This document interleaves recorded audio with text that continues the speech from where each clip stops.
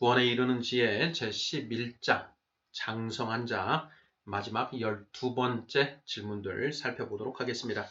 모두 8개의 질문으로 이루어져 있습니다. 질문을 먼저 읽어보도록 하겠습니다. 1번 성경이 말하는 완전한 자, 신령한 자, 장성한 자는 어떤 사람인가요? 2번 사도 바울은 장성한 자, 완전한 자가 되었나요? 3번 아브라함과 욥은 어떤가요?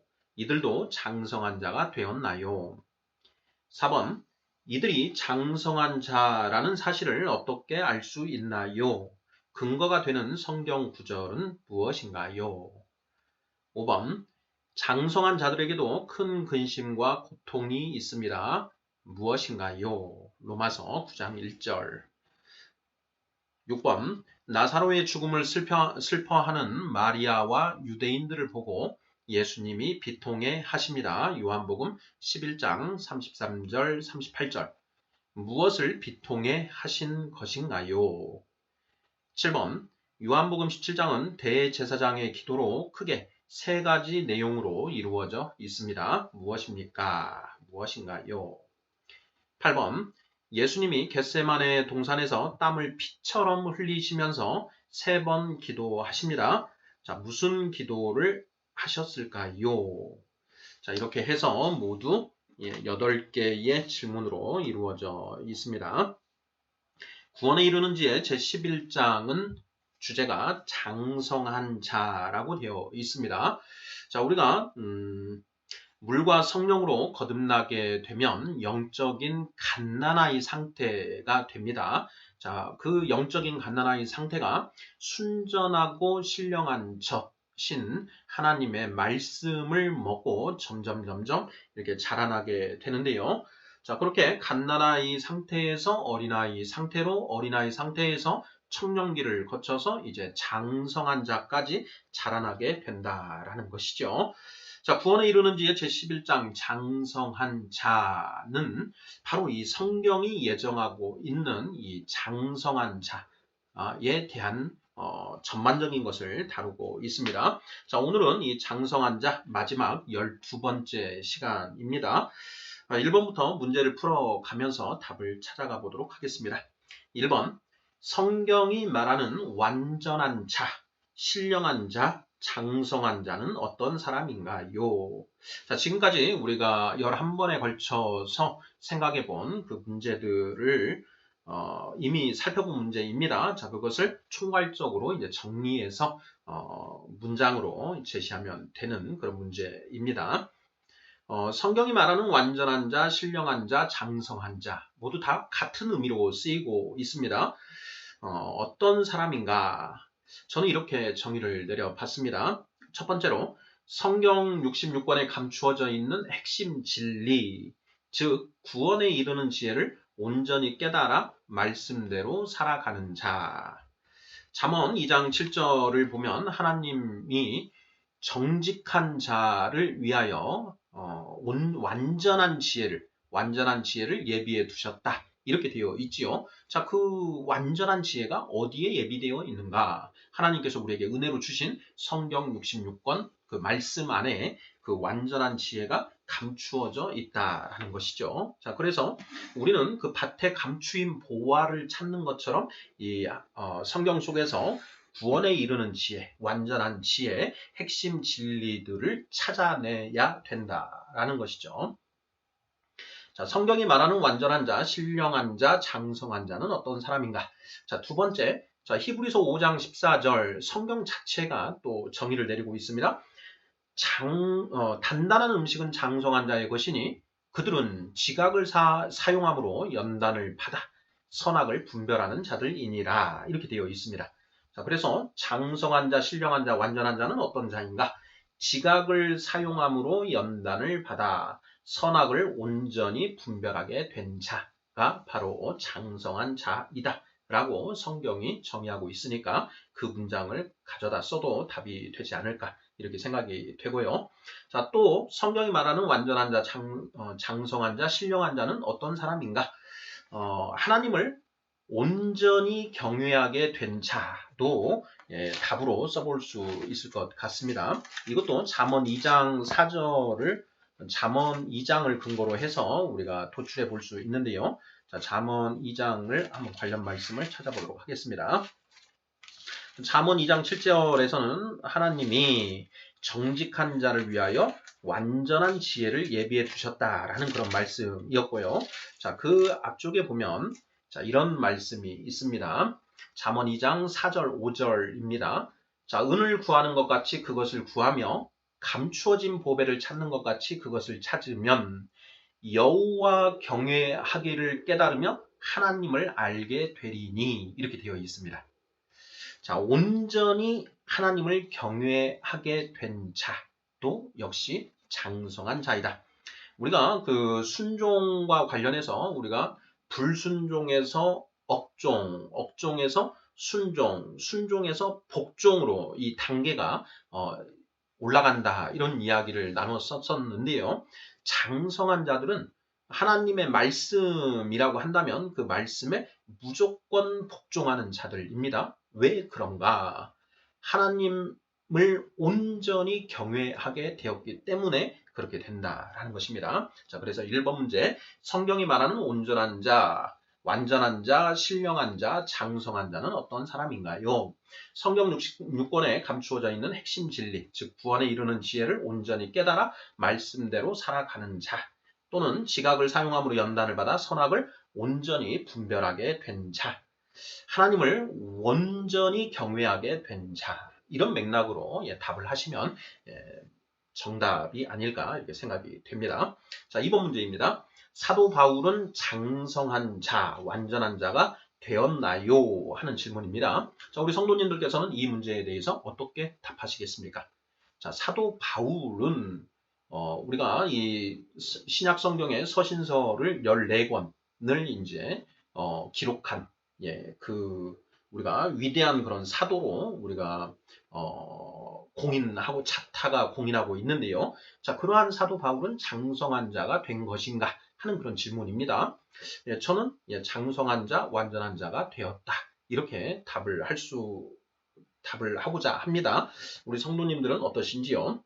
다음 3번 질문 보겠습니다. 자, 아브라함과 욥은 어떤가요? 이들도 장성한 자가 되었나요? 자, 아브라함, 자, 믿음의, 자, 구원의, 복의 근원이 됐다. 이렇게 표현을 하고 있죠. 자, 아브라함은 장성한 자가 되었는가?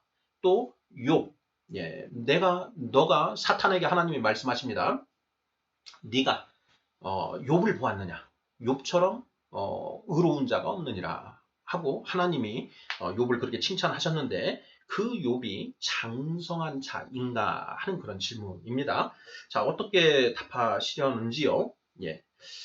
물론 이 답은 우리의 그냥 어떤 주관적인 그런 기준과 평가에 의해서 답을 내려서는 안 되고 반드시 성경 말씀에 근거해서 이들이 장성한 자가 되었다라는 명확한 근거 말씀이 있어야 됩니다. 저는 아브라함과 욥은 모두 장성한 자가 되었다라고 답하고 싶습니다. 자, 왜 그런가? 4번 문제에서 답을 살펴보도록 하겠습니다. 4번, 이들이 장성한 자라는 사실을 어떻게 알 수 있나요? 근거가 되는 성경 구절은 무엇인가요? 이렇게 질문이 되어 있습니다. 자, 먼저 아브라함이 언제 장성한 자라는 것을 장성한 자가 되었는가? 자, 이 문제인데요. 자, 아브라함은 나이가 80세 다 되었을 때 하나님으로부터 그 부르심을 받았지요. 그래서 너는 내가 지시하는 땅으로 가라 이렇게 명을 받습니다. 자, 그때 아브라함은 그 하나님의 그 부르심에 순종하지요. 그래서 순종해서 나왔는데 자, 이 당시에 아브라함은 장성한 자였는가 어린아이였는가 이런 이제 문제를 우리가 생각해 볼 수가 있습니다. 자, 하나님이 처음 부르셨을 때 그 아브라함은 장성한 자였을까요? 아니면 어린아이 상태였을까요? 네, 영적으로 어린아이 상태였다.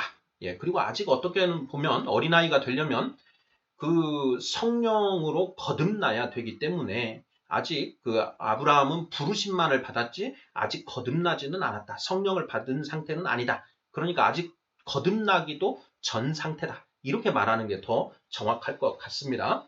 네, 창세기 10장 4절, 아브라함이 하란을 떠날 때에 75세였더라. 75세. 그러니까 하나님의 부르심을 받았을 때가 바로 75세였다라는 것입니다. 자, 이때는 부르심만 받은 상태, 이런 상태이고, 자, 나중에 이제 아브라함이 성령을 받은 그런 상태가 되겠죠. 자, 그러면 아브라함은 언제 성령을 받았다라고 할 수 있을 것인가? 자, 저는 이제 그 문제에 대해서 이렇게 생각을 합니다.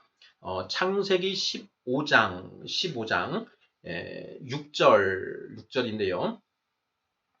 아브라함이 여호와를 믿으니 여호와께서 이를 그의 의로 여기시고 이렇게 되어 있습니다. 다시 한번 읽어보겠습니다. 자, 아브라함이 여호와를 믿으니 여호와께서 이를 그의 의로 여기시고 이렇게 되어 있죠.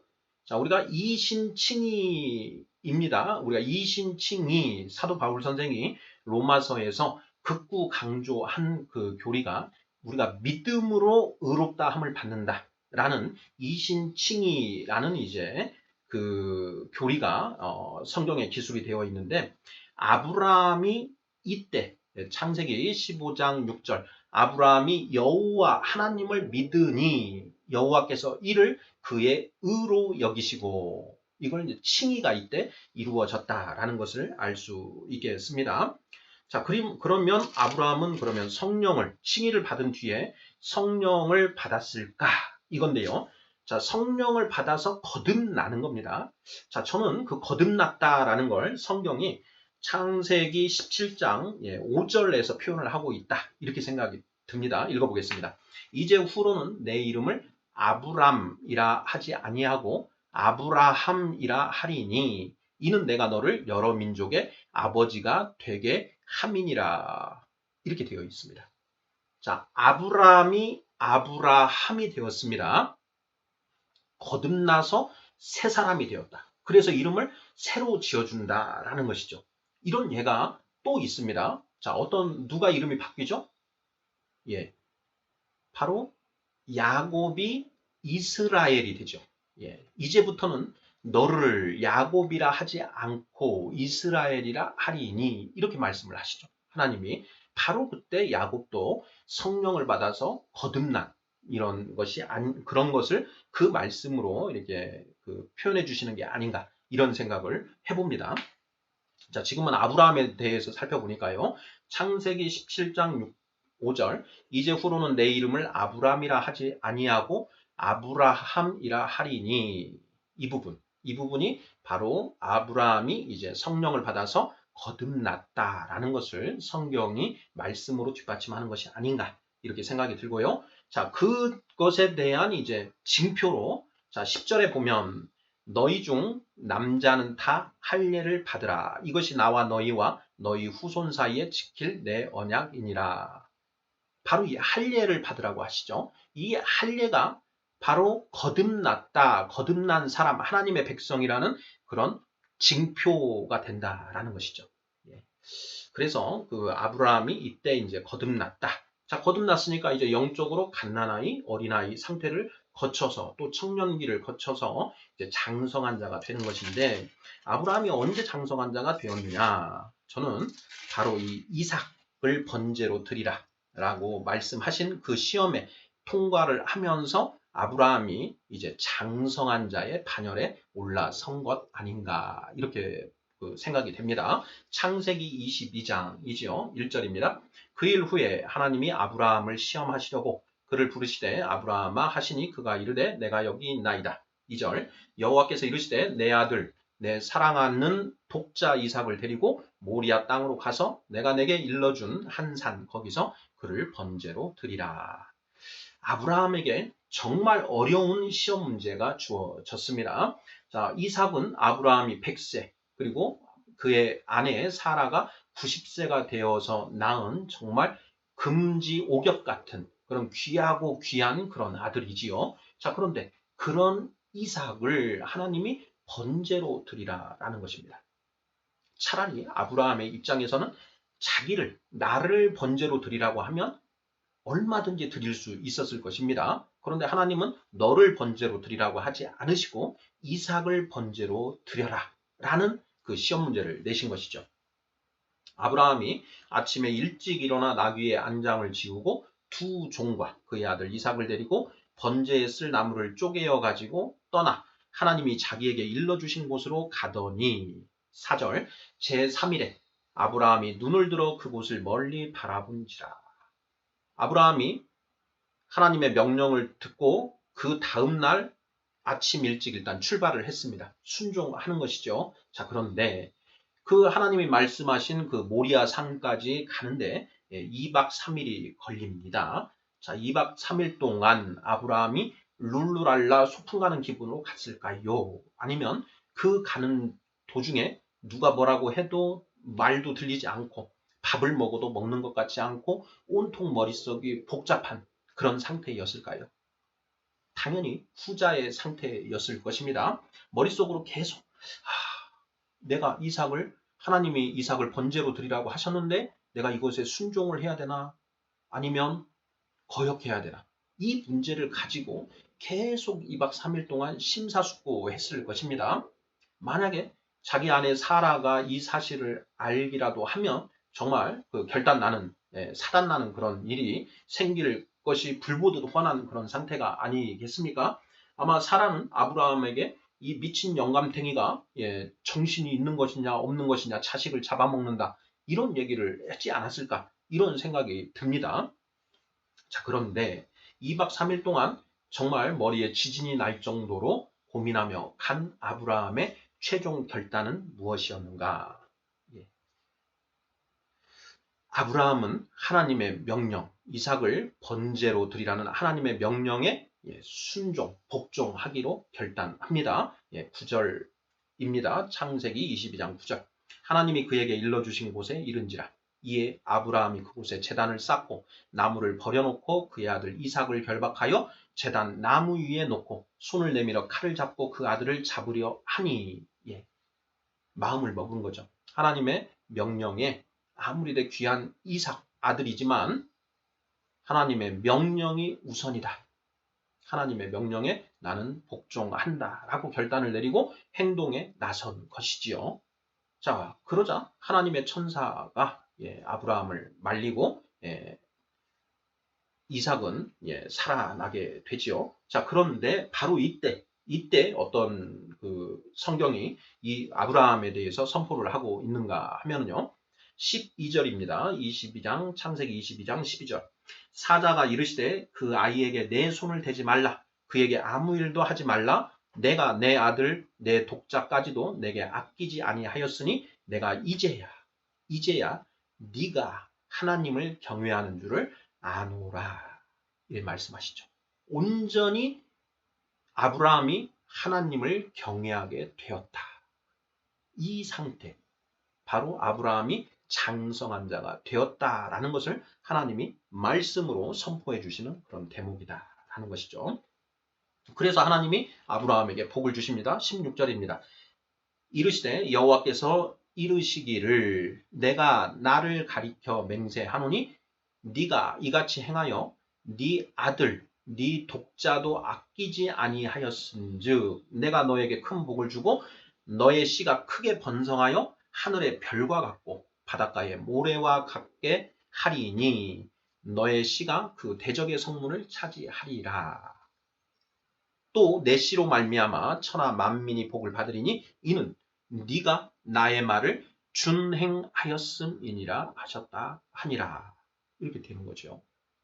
바로 이때 아브라함이 이 신앙의 장성한 자의 반열에 들어서게 되었다라는 것을 성경이 선포하고 있는 것 아닌가. 그래서 아브라함은 장성한 자가 되었다. 이렇게 우리가 이 말씀을 근거로 답하면 된다라고 저는 생각을 합니다. 자, 그 다음에 욥은 언제 장성한 자가 되었는지 한번 또 살펴보도록 하겠습니다. 자, 욥기 1장부터 한번 살펴보지요. 자, 욥기 1장에서는 하나님이 욥에 대해서 욥이 의로운 자다라는 걸 인정하는 그런 대목으로 시작이 됩니다. 자, 1장 8절입니다. 여호와께서 사탄에게 이르시되 네가 내 종 욥을 주의하여 보았느냐. 그와 같이 온전하고 정직하여 하나님을 경외하며 악에서 떠난 자는 세상에 없느니라. 이렇게 되어 있는데요. 자, 이 표현이 자, 욥이 장성한 자라는 것을 표현하는 것인가? 아니면 욥이 칭의 받은 자, 이신칭의의 칭의 받은 자라는 것을 표현하는 것인가? 이걸 살펴봐야 되는데요.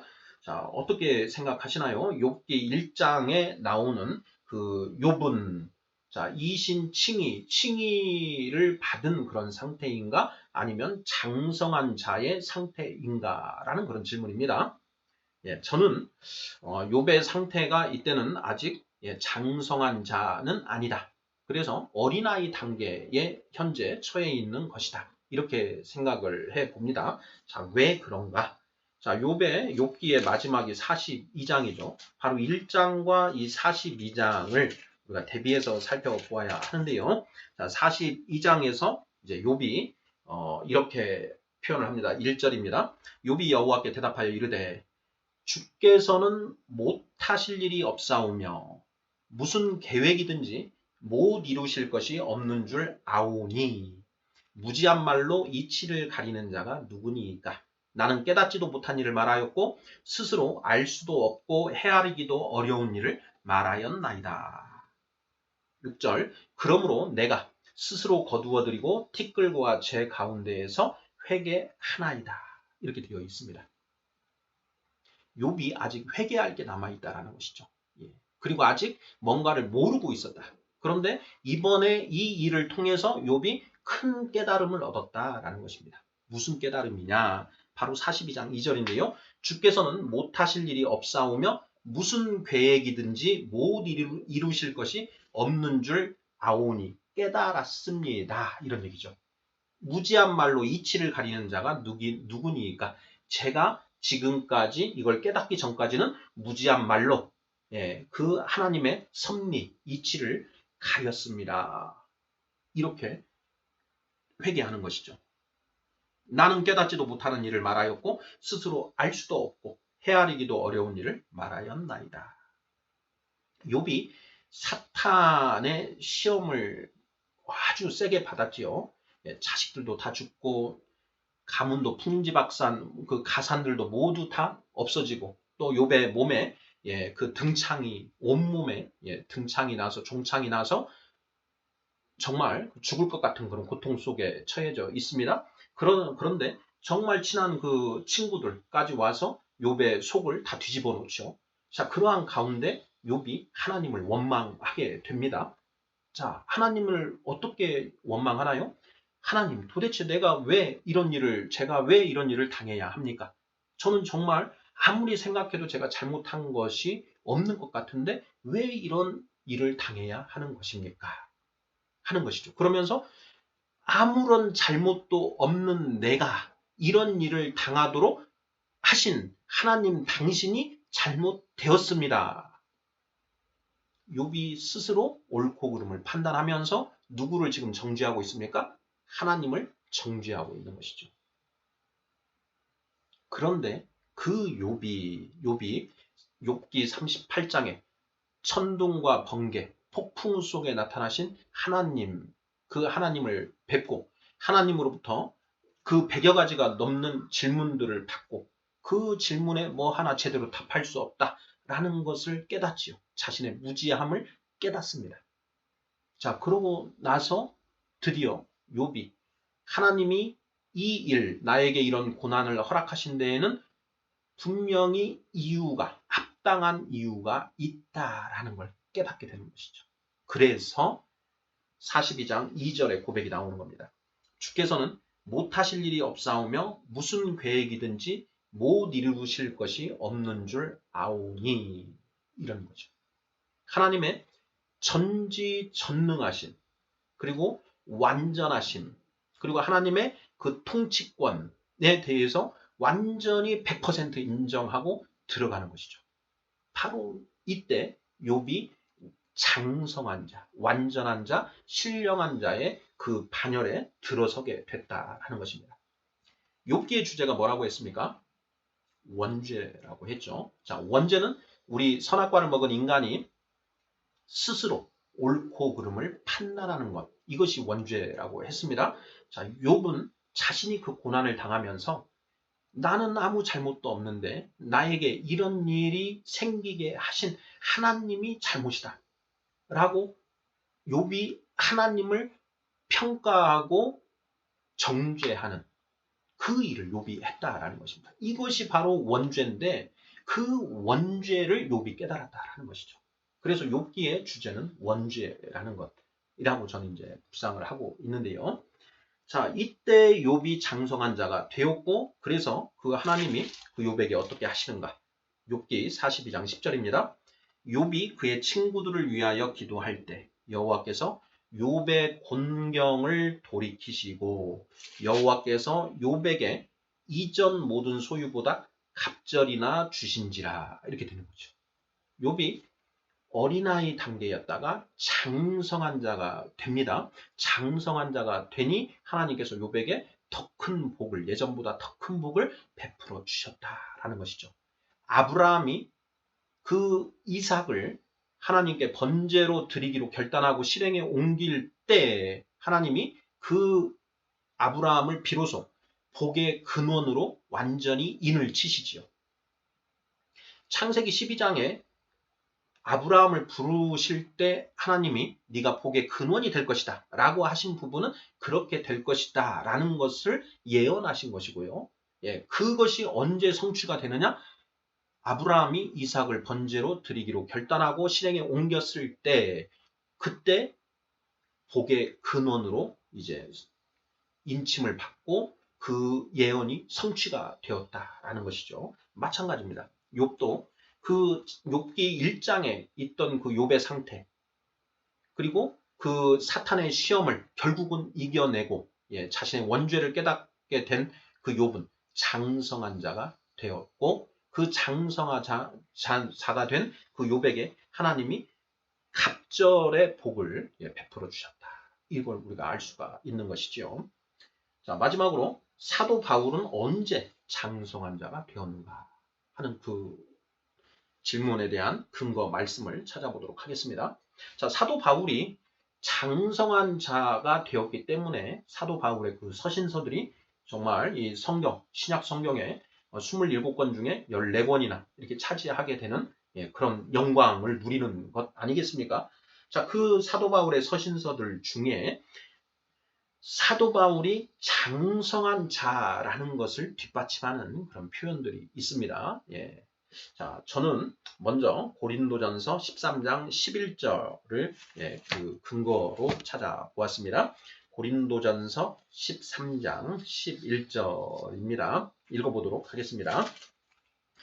내가 어렸을 때에는 말하는 것이 어린아이와 같고 깨닫는 것이 어린아이와 같고 생각하는 것이 어린아이와 같다가 장성한 사람이 되어서는 어린아이의 일을 버렸노라. 이렇게 되어 있죠.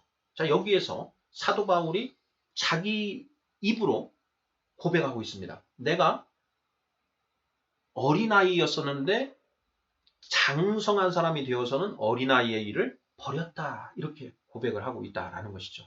사도 바울이 이제는 내가 장성한 자 됐다라는 걸 스스로 아는 겁니다. 사도 바울이 교만한 것인가? 또 다른 근거가 있는데요. 고린도 전서 역시 똑같은 11장 1절입니다. 내가 그리스도를 본받는 자 된 것 같이 너희는 나를 본받는 자가 되라. 이렇게 선포하고 있습니다. 나를 본받는 자가 되라. 자, 고린도전서 4장 16절에 보면은 그러므로 내가 너희에게 권하노니 너희는 나를 본받는 자가 되라. 이렇게 되어 있습니다. 이 말씀을 그냥 처음 읽을 때는 야, 이거 어떻게 이런 아무리 바울 선생이라고 하지만 어떻게 이런 표현을 할 수 있을까? 나를 본받는 자가 되라니 우리가 본받을 분은 오직 예수 그리스도 뿐인데 어떻게 감히 사도 바울이 나를 본받는 자가 되라고 하는가? 예, 교주, 자기가 이단 교주가 되려고 하는 것인가? 이런 생각을 우리가 해볼 수 있습니다. 자, 그런데 고린도전서 11장 1절을 읽어보면 그 이유를 우리가 확연히 알 수가 있죠. 내가 그리스도를 본받는 자가 된 것 같이 너희는 나를 본받는 자가 되라. 나의 무엇을 본받느라는 것이냐? 내가 그리스도만 본받으려고 하는 나의 모습, 그리스도를 본받는 자가 되고자 하는 나의 모습을 너희가 본받으라. 이렇게 이야기하고 있다는 것이죠. 그래서 이 말씀을 딱 이제 우리가 읽고 나면 오해가 모두 해소가 되는 것이죠. 자, 이 두 가지 말씀을 통해서 사도 바울이 장성한 자, 스스로 자기가 장성한 자라는 것을 이야기하고 있다는 걸 알 수가 있습니다. 자, 히브리서도 한번 보죠. 자, 히브리서 우리가 많이 여러 번 수도 없이 보는 그 말씀이 히브리서 5장 12, 13, 14절입니다. 한번 읽어보겠습니다. 12절. 때가 오래되었으므로 너희가 마땅히 선생이 되었을 터인데 너희가 다시 하나님의 말씀의 초보에 대하여 누구에게서 가르침을 받아야 할 처지이니 단단한 음식은 못 먹고 젖이나 먹어야 할 자가 되었도다. 13절. 이는 젖을 먹는 자마다 어린아이니 의의 말씀을 경험하지 못한 자요. 14절. 단단한 음식은 장성한 자의 것이니 이들은 지각을 사용함으로 연단을 받아 선악을 분별하는 자들이니라. 장성한 자와 어린아이를 구분하고 있습니다. 사도 바울이 장성한 자와 어린아이를 구분한다라는 것은 어린아이가 어떤 상태인지, 장성한 자가 어떤 상태인지를 본인이 명확히 알고 있기 때문에 이 표현을 쓸 수가 있다라는 것이죠. 그것뿐만이 아닙니다. 자, 고린도전서 2장과 3장에 보면 신령한 자, 장성한 자, 온전한 자라는 표현들이 무더기로 나와 있는데요. 사도 바울이 이런 표현을 어떻게 쓸 수가 있는 것인가? 어린아이와 이 장성한 자의 그 구분이 있다, 존재한다라는 것을 본인이 너무나 잘 알고 있기 때문에 이런 표현을 한다는 것이죠. 고린도전서 2장 6절입니다. 그러나 우리가 온전한 자들 중에서는 지혜를 말하노니 이렇게 표현하고 있습니다. 온전한 자들, 갑주를 보면 장성한 자들이라고 되어 있습니다. 3장 1절. 형제들아, 내가 신령한 자들을 대함과 같이 너희에게 말할 수 없어서 육신에 속한 자, 곧 그리스도 안에서 어린아이들을 대함과 같이 하노라. 이렇게 표현하고 있습니다. 형제들아, 사도 바울은 지금 온전한 자, 장성한 자, 신령한 자의 반열에 들어선 사람입니다. 자, 그런데 그 복음을 듣고 이제 막 거듭난, 그리고 거듭난 지 얼마 안 된 고린도 교회의 성도들은 아직 육신에 속한 자, 곧 그리스도 안에서 어린아이 상태에 있기 때문에 내가 너희를 장성한 자 대하듯 대하지 못하고 어린아이 대하듯 대할 수밖에 없다. 이런 얘기죠. 내가 너희를 젖으로 먹이고 밥으로 아니하였노니 이는 너희가 감당하지 못하였음이거니와 지금도 못하리라. 사도 바울은 거듭난 자가 어린아이, 청년 일을 거쳐서 장성한 자가 된다는 걸 명확하게 선포하고 있습니다. 사도 바울만 그랬는가? 베드로도 그랬고 요한 사도도 마찬가지입니다. 자, 요한 1서를 먼저 한번 보겠습니다. 자, 요한 1서 2장을 보면 12절입니다. 자녀들아, 내가 너희에게 쓰는 것은 너희 죄가 그의 이름으로 말미암아 사함을 받았으며 아비들아, 내가 너희에게 쓰는 것은 너희가 태초부터 계신 이를 알았으며 청년들아, 내가 너희에게 쓰는 것은 너희가 악한 자를 이기었음이라. 여기에 보면 자녀들아, 아비들아, 청년들아 이렇게 구분이 되어 있습니다. 이것은 영적인 성장 정도에 따른 구분이라고 우리가 이미 살펴보았습니다. 14절. 아이들아, 내가 너희에게 쓴 것은 너희가 아버지를 알았으며 아비들아, 내가 너희에게 쓴 것은 너희가 태초부터 계신 이를 알았으며 태초부터 계신 이, 여기에 태초부터 계신 이는 아버지가 아니고 아들, 하나님의 말씀, 너희가 말씀을 온전히 깨달았으니 이런 얘기가 되는 것입니다. 그 자들이 아비들이라는 거죠. 청년들아, 내가 너희에게 쓴 것은 너희가 강하고 하나님의 말씀이 너희 안에 거하시며 너희가 흉악한 자를 이기었음이라. 사탄을 이겼다. 사탄의 그 시험들을 너희가 이기고 인내하고 여기까지 성장했다. 그래서 너희가 지금 청년이다. 하지만 아직 조금 더 깨달아야 된다. 말씀을 더 깨달아야 아비 단계가 될 수 있다라는 것이죠. 베드로전서 2장 2절을 한번 먼저 보도록 하겠습니다. 베드로전서 2장 2절. 갓난 아기들 같이 순전하고 신령한 것을 사모하라. 이는 그로 말미암아 너희로 구원에 이르도록 자라게 하려 함이라. 구원에 이르도록 자란다. 장성한 자가 된다라는 표현이죠. 그래서 사도 바울뿐만 아니라 베드로 사도, 요한 사도 모두 다 이 영적으로 어린아이와 장성한 자를 구분하고 있고 장성한 자가 되어야 된다라는 것을 강변하고 있다는 것입니다. 그래서 우리 기독교 신앙의 목표는요. 거듭나서 장성한 자가 되는 것. 이것이 우리 신앙의 목표입니다. 거듭나는 걸 우리가 칭이라고 하고 장성한 자가 되는 걸 성화라고 이야기를 하죠. 그래서 우리의 이 세상에서의 구원의 여정은 칭의와 성화의 2단계로 이루어져 있다. 이렇게 우리가 얘기하는 것이죠.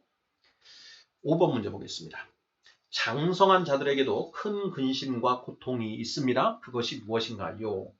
아니, 장성한 자가 됐으면 이제는 이 안에 온전히 천국을 누리면서 거룩한 기쁨, 거룩한 감사, 거룩한 평화, 거룩한 안식을 누리고 있어야 되는데 아니 장성한 자에게 근심과 고통이 있다니 도대체 그게 말이 됩니까? 근심과 고통이 없어야 천국을 누리며 사는 것 아닙니까? 이렇게 이제 우리가 생각해 볼 수가 있는데 이 장성한 자들에게 큰 근심과 고통이 있다라는 것입니다. 그게 무엇인가? 로마서 9장입니다. 읽어보도록 하겠습니다. 로마서 9장 1절부터 3절까지. 내가 그리스도 안에서 참말을 하고 거짓말을 아니하노라.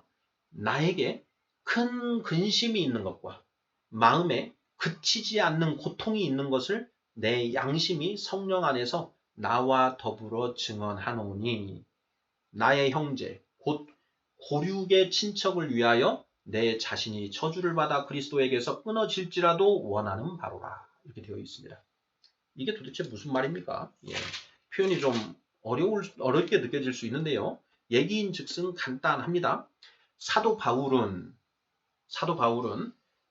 하나님의 은혜로 예수 그리스도를 만났고 이제 예수 그리스도 성령님의 그 가르치심으로 이제 장성한 자가 되었는데 그 복음을 이방인들에게 전하면서 이방인들의 많은 사람들이 그 복음을 받아들이고 구원의 여정을 해나가는 그런 모습을 봅니다. 그런데 정작 내 피부치들 유대인들은 예수 그리스도를 전혀 받아들이지 않고 그 강팍한 마음으로 예수 그리스도를 거부하면서 그 율법을 붙들고 계속 나아가고 있더라라는 것이죠. 그들을 바라보는 사도 바울의 이 심정이 찢어지는 것 같다라는 것입니다.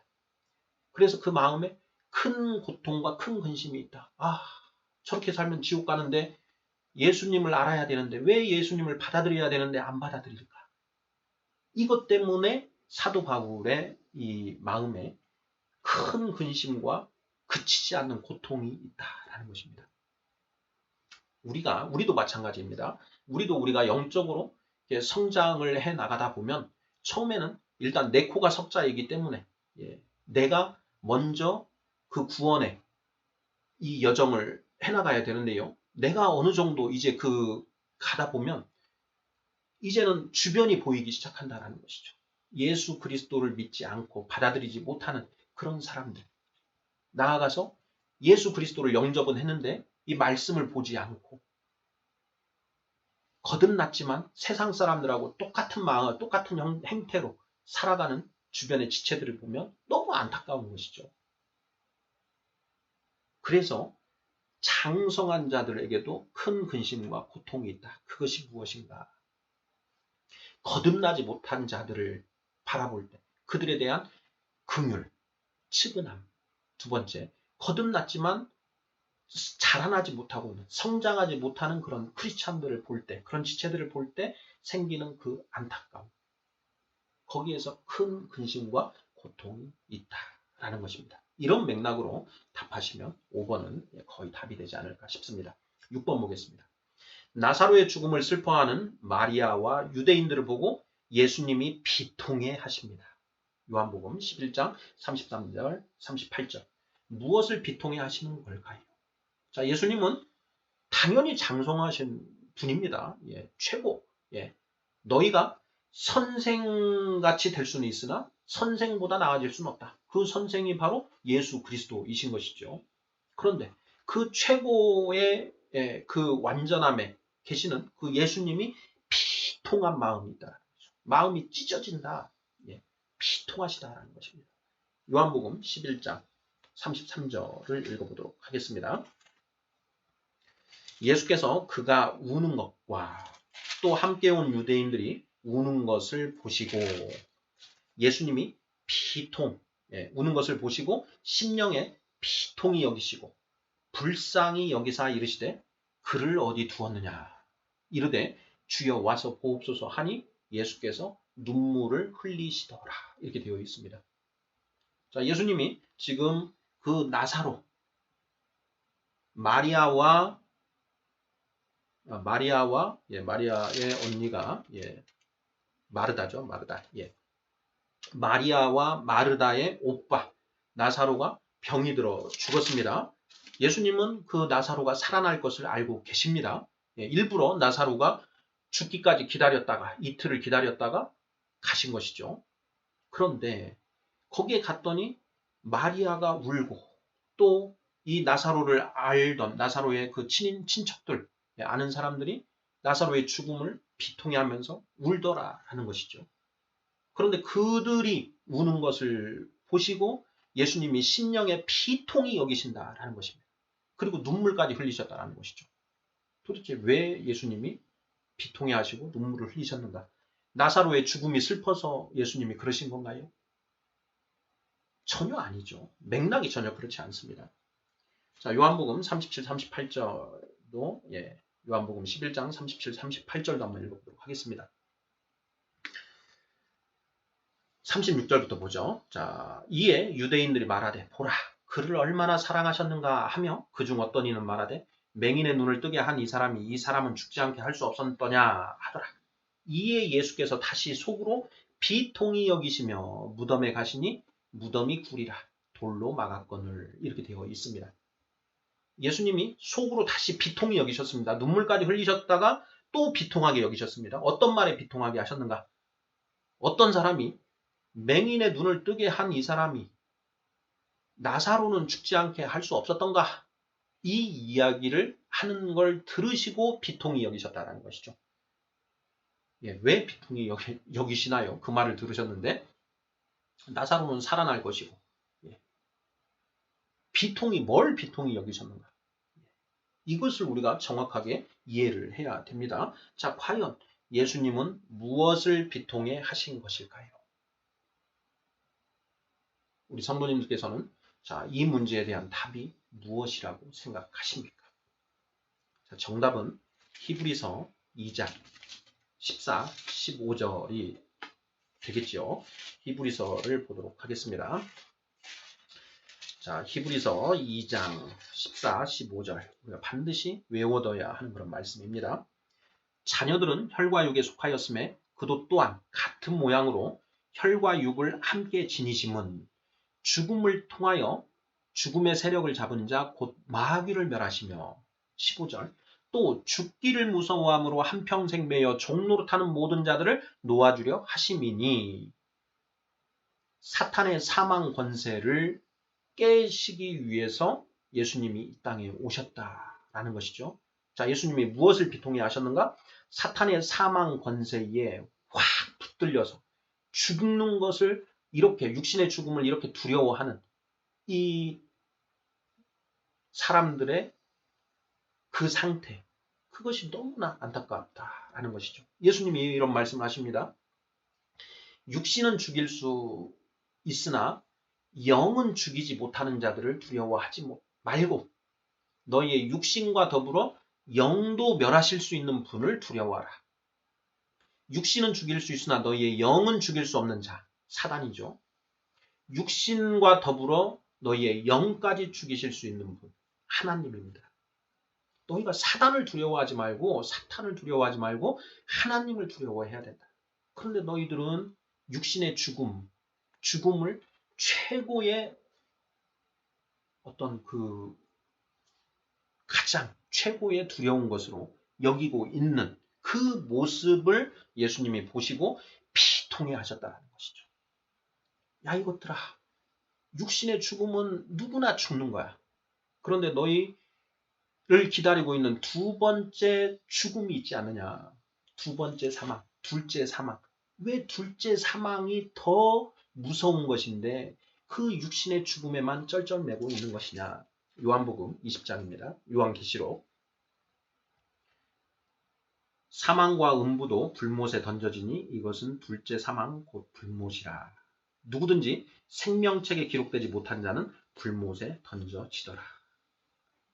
육신의 죽음은 첫 번째 사망이고요. 두 번째 사망은 우리가 영원한 그 불못에 던져져서 영벌에 처해지는 것이죠. 이게 두 번째 사망입니다. 첫 번째 사망은 아무것도 아니다. 둘째 사망이 첫 번째 사망 비할 수 없는 정말 무서운 것이다. 그런데 너희는 둘째 사망은 안중에도 없고 오직 그 사탄의 사망 권세에 매여서 똥인지 된장인지도 모르고 끌려가고 살고 있다. 이것을 안타깝게 여기셨다라는 것이죠. 예수님 최고로 완전하신 분입니다. 그런데 그 최고로 완전하신 그 예수님의 마음에 항상 기쁨, 감사, 평안, 안식만 있어야 되는데 예수님의 마음에 이 비통함이 가득하다라는 것입니다. 왜 그런가? 바로 이 세상의 이 중생들이 불쌍한 것이죠. 그 불쌍함이 우리 안에 있는 것. 그것이 바로 믿음, 소망, 사랑 중에 사랑이 최고더라. 그 사랑은 하나님의 사랑. 즉 본질이 긍휼, 불쌍히 여기는 마음. 이것이 있어야 장성한 자라는 것이죠. 그래서 사도 바울 장성한 자인데 그 마음에 큰 근심과 고통이 있고 예수님의 마음에도 큰 비통함이 있다라는 것이죠. 눈물까지 흘리실 정도. 예수님이 성경에 2번 우셨습니다. 2번. 이때 나사로의 죽음을 슬퍼하는 그 유대인들 그들을 보고 한 번 우셨고 또 예루살렘 그 성전을 예루살렘 그 시를 바라보면서 한 번 우셨죠. 그 예루살렘이 나중에 완전히 폭망하게 되는데 그 폭망할 줄도 모르고 그 안에서 희희낙낙거리고 살아가는 그 유대인들을 생각하며 눈물을 흘리셨다라는 것이죠. 자, 7번 문제 보겠습니다. 자, 요한복음 17장은 대제사장의 기도로 크게 3가지 내용으로 이루어져 있습니다. 무엇인가요? 자, 요한복음 17장 대제사장의 기도는 3개의 큰 기도로 이루어져 있죠. 그것이 무엇인가요? 바로 예수님이 예수님 당신을 위해서 하는 그런 기도 부분이 있고 두 번째로는 예수님의 그 직계 제자들, 사도들을 위해서 하시는 그 기도가 있습니다. 그리고 마지막으로 그 사도들을 통해서 예수 그리스도를 믿게 된 크리스찬들을 위한 기도로 나누어지는 것이죠. 17장 요한복음 17장 그 1절부터 5절까지가 이제 그 예수님 당신을 위한 기도입니다. 핵심 내용은 아들을 영화롭게 하사 아들로 아버지를 영화롭게 하여 주시옵소서라고 하는 17장 1절의 그 내용이 그 기도의 핵심 요지가 되겠고요.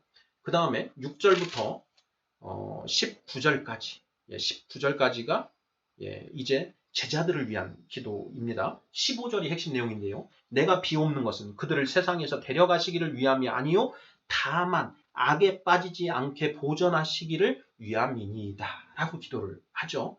17절 그들을 진리로 거룩하게 하옵소서. 아버지의 말씀은 진리니이다 하는 이 기도, 사도들을 위한 기도죠. 그리고 20절에 보면 내가 비옵는 것은 이 사람들만 위함이 아니요 또 그들의 말로 말미암아 나를 믿는 사람들도 위함이니, 여기에 이제 우리들도 포함이 되는 것입니다. 그 복음을 통해서 예수 그리스도를 믿게 된 우리들. 그런데 우리들을 위해서 어떤 기도를 하시는가? 23절입니다. 곧 내가 그들 안에 있고 아버지께서 내 안에 계시어 그들로 온전함을 이루어 하나가 되게 하려 함은, 이렇게 되어 있는 거죠. 그들도 온전하게 만들어 주십시오. 장성한 자 되게 해 주십시오. 완전한 자 되게 해 주십시오. 라는 기도를 하신다라는 것이죠. 7번 요한복음 17장은 대제사장의 기도로 크게 세 가지 내용으로 이루어져 있습니다. 무엇입니까? 예수님, 당신을 위한 기도. 예수님의 직계제자, 사도들을 위한 기도.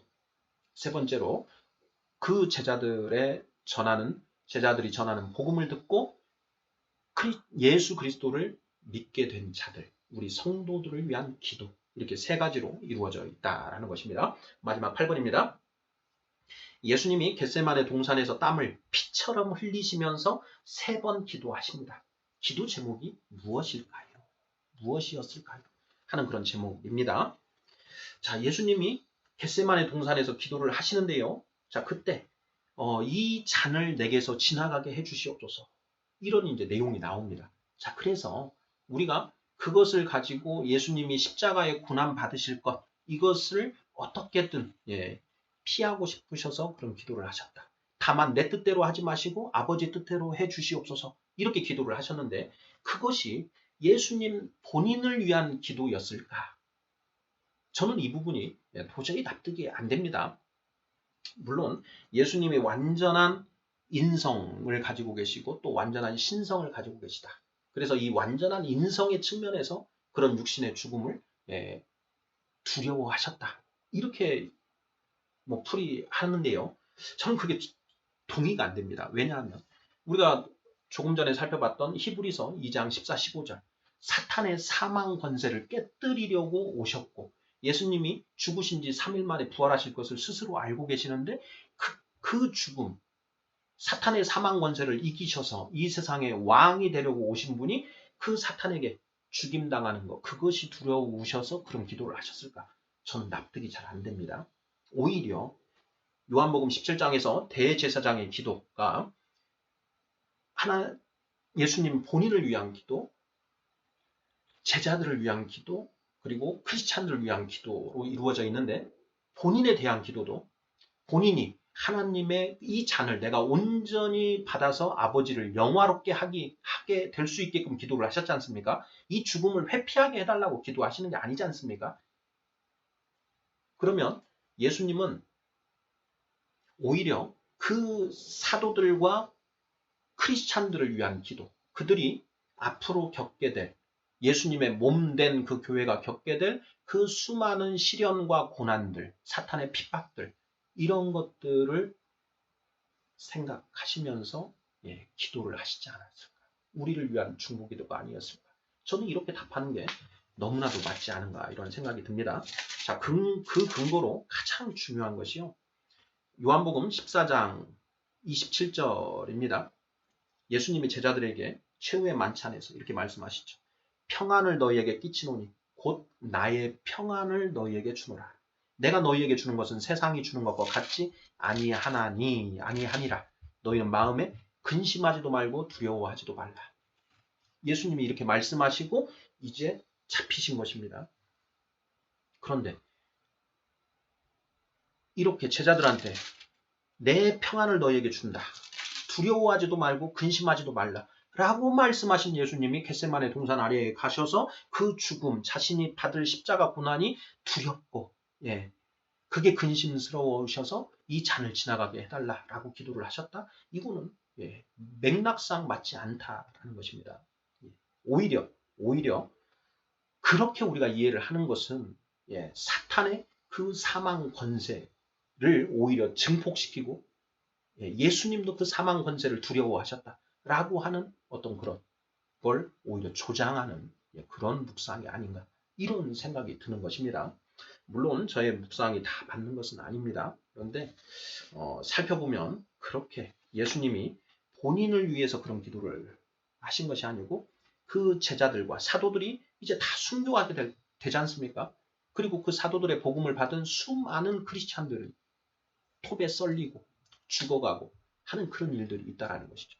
그런 것들 앞에서 그런 위협 속에서 많은 성도들이 실족하고 자빠지고 하는 그런 일들까지 예수님은 이제 보시는 것이죠. 그러면서 제발 아버지 그런 일 막아주십시오. 지나가게 이 잔을 지나가게 해주시옵소서.